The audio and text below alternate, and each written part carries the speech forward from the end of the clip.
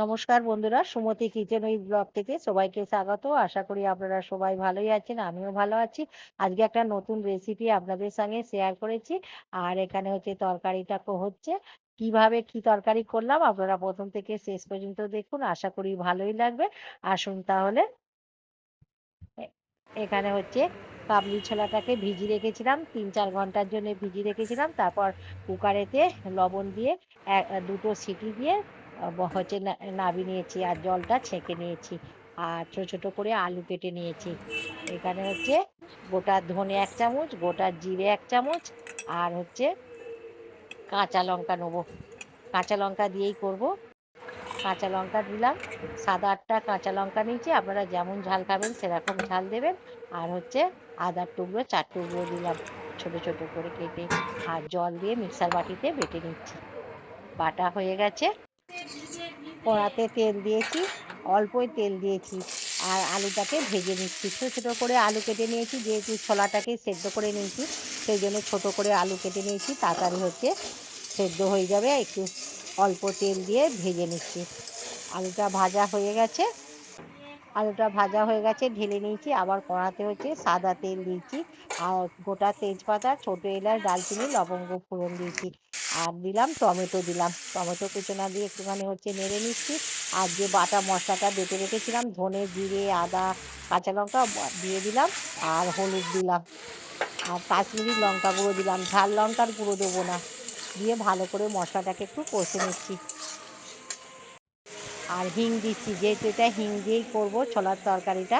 আর হিং দিলে খুবই টেস্ট হয়। যেহেতু নিরামিষ তরকারি, পেঁয়াজ রসুন ছাড়াই হচ্ছে, হিংটা দিলে কিন্তু খুবই টেস্ট হয়। দিয়ে ভালো করে হচ্ছে নেড়ে নিচ্ছি। মশলার বাটিটা ধুয়ে একটুখানি জল দিয়ে মশলাটাকে কষে নিচ্ছি।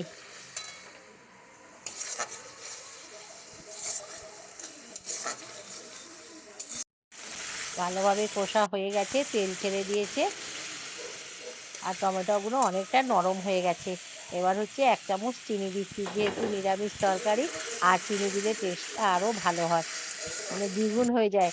খুব একটা মিষ্টি হবে না, যেহেতু টমেটো দেওয়া আছে, সেই জন্য 1 চামচ চিনি দিলাম। আপনারা যদি চিনিটা পছন্দ করেন দেবেন, না পছন্দ করলে না দিলেও হবে।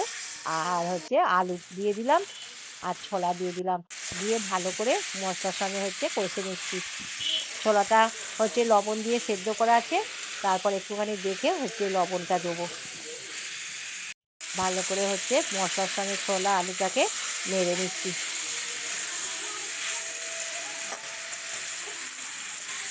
আপনারা এটা পেঁয়াজ রসুন দিয়েও করতে পারেন। আজকে যেহেতু বৃহস্পতিবার, সেই জন্য আমি আজকে নিরামিষ করছি।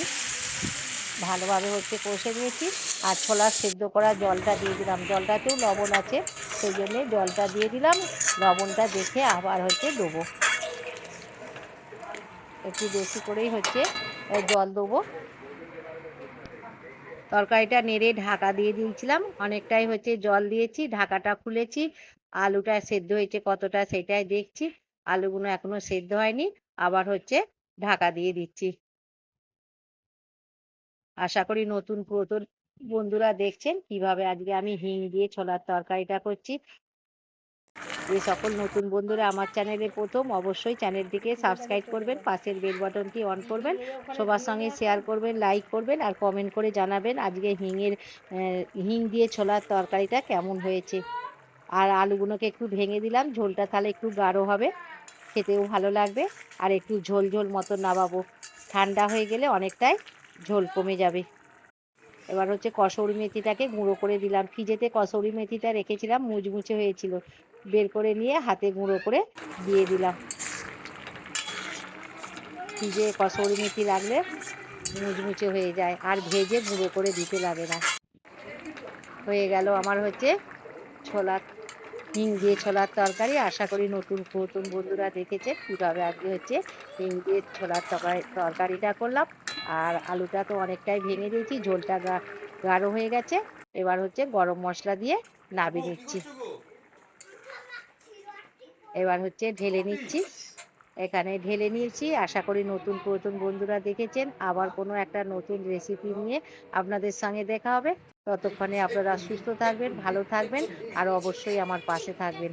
নমস্কার।